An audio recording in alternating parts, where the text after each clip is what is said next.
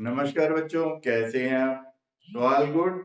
तो जैसा कि बच्चों मैंने पिछले वीडियो में आपसे वादा किया था, अभी नेक्स्ट वीडियो में हम करेंगे previous years question relating to real numbers class 10 mathematics.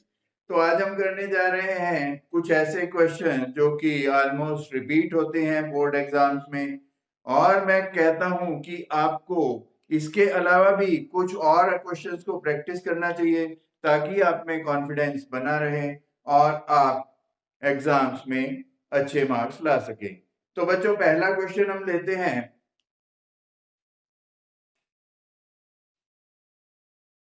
पहला क्वेश्चन है हमारे पास, एक्सप्लेन वाई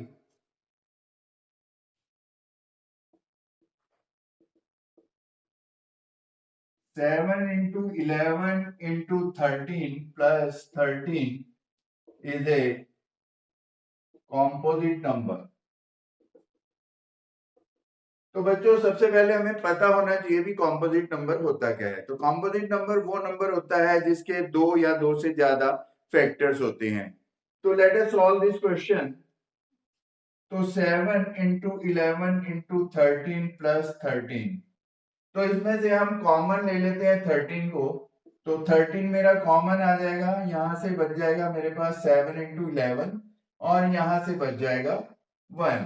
तो आगे 13 ये हो जाएगा मेरा 77 प्लस 1, दैट इज 13 इंटू 78।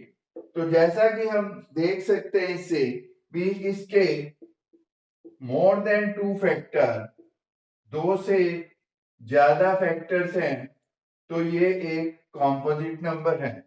तो एक सिंपल क्वेश्चन है जो कि बोर्ड एग्जाम्स में आता है, और इसको एक्सप्लेन करना, इसको हमें कैसे करना है, ये बहुत ही इजी है।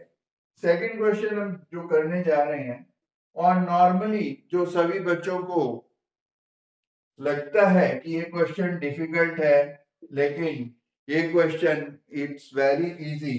Root 2 is an irrational number, ये आपको प्रूव करना है। तो let us assume root 2 is a rational number. तो अगर रूट 2 एक रैशनल नंबर है तो we can represent it as a upon b, where a and b are co-prime। Co-prime का नंबर, को-प्राइम आपको पता होना चाहिए जिनके कोई भी कॉमन फैक्टर्स नहीं होते हैं। तो लेट अस स्क्वायर बोथ साइड्स। तो 2 is equal to a square upon b square, which implies that a square is equal to 2b square, that is a square is divisible by 2. Similarly, a is also divisible by 2. Now let us suppose a is equal to 2c, because a is divisible by 2. तो a is equal to 2c अब हम इस equation में रखेंगे, तो that will be, a की जगह हम रख देते हैं 2c का square is equal to 2b का square. That means 4c square is equal to 2b square, which means b square is equal to 2c square। तो जैसा कि इस इक्वेशन से हमें पता चल रहा है कि जो b स्क्वायर है is divisible by 2 and also b, जो b है वो भी डिविजिबल बाय 2 होगा। But this contradicts the statement where a and b are co-prime। So a and b are not co-prime, so root 2 is irrational। तो ये हमने prove किया है। इस क्वेश्चन में भी कोई ज्यादा डिफिकल्टी नहीं है, इसमें हमारे पास ये भी आ जाता है, prove that root 5 is irrational, prove that root 3 is irrational. तो इस तरह के सभी क्वेश्चन को हम इसी पैटर्न पे करेंगे, और उसमें हमें देखना पड़ेगा भी ये हमारा आंसर कैसे आता है। तो इसके बाद हम लेते हैं next question.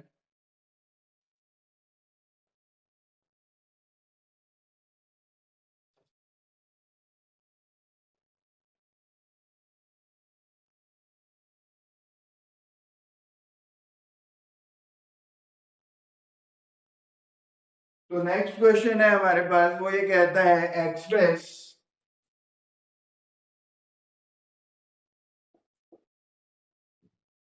6.12 bar in simplest form.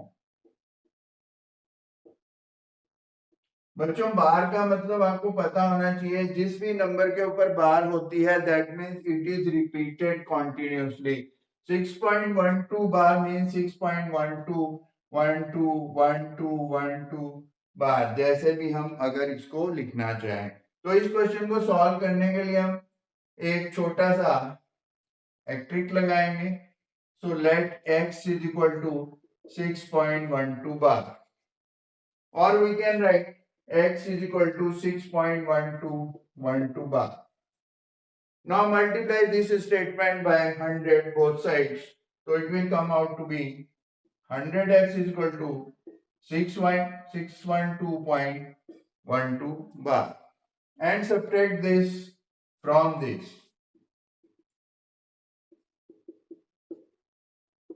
So our answers comes out to be 99x is equal to 606.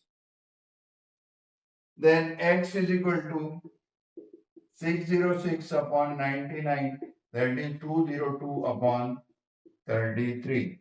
So this is the simplest form in which 6.12 bar can be represented.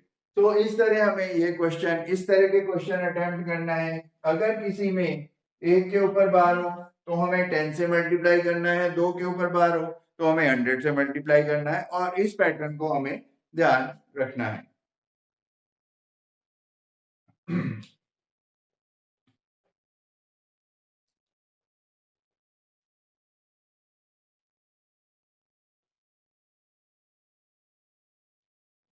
Next question जो हम लेते हैं वो है use Euclid lemma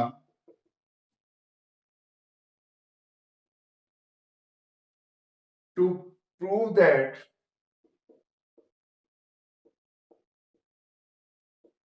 square of any positive integer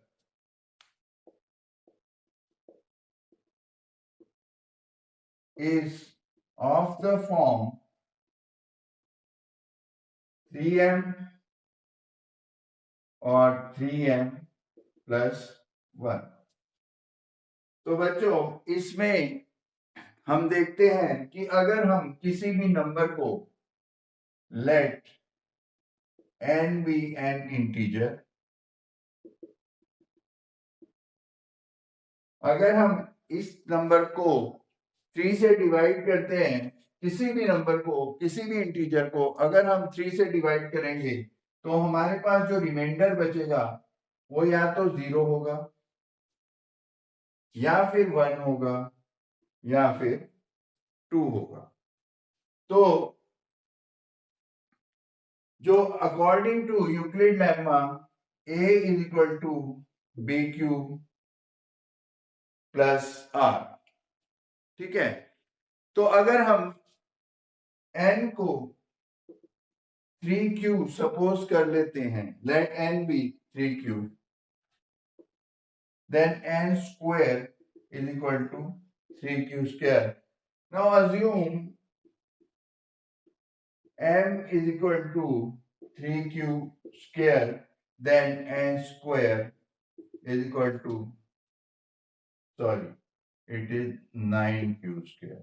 Then n is equal to 3 into 3q square, that is 3m.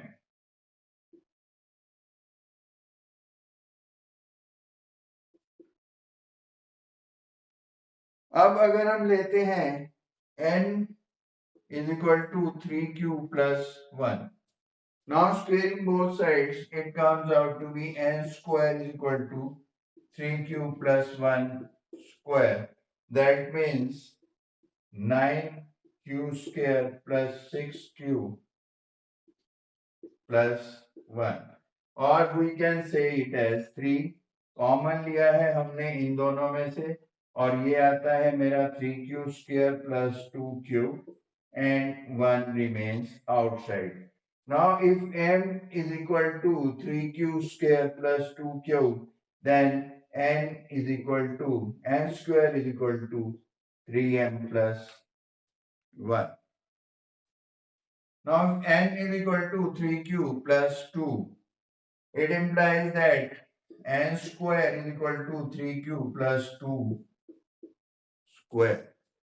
तो जब ये n square is equal to 3q plus 2 का स्क्वायर, ये हम करते हैं 9q square plus 12q plus 4, or we can write it as 9q square plus 12q plus 3 plus 1. तो मैंने 4 को दो पार्ट्स में डिवाइड कर दिया है, 3 प्लस 1. तो अब अगर इसमें से हम 3 को कॉमन ले लेते हैं तो 3, it is 3q square plus 4q plus 1 plus 1. Now if this is m, then it comes out to be 3m plus 1. So this is proved. तो बच्चों, अपना कॉन्फिडेंस बढ़ाने के लिए पेपर में सही तरह से अटेम्प्ट करने के लिए आपको इसी तरह के और भी क्वेश्चंस करने होंगे, और इसके जो प्रीवियस ईयर्स क्वेश्चन के एमसीक्यूज हैं वो मैं आपको दूंगा नेक्स्ट शॉर्ट में. और please don't forget to like, subscribe and share. Thank you.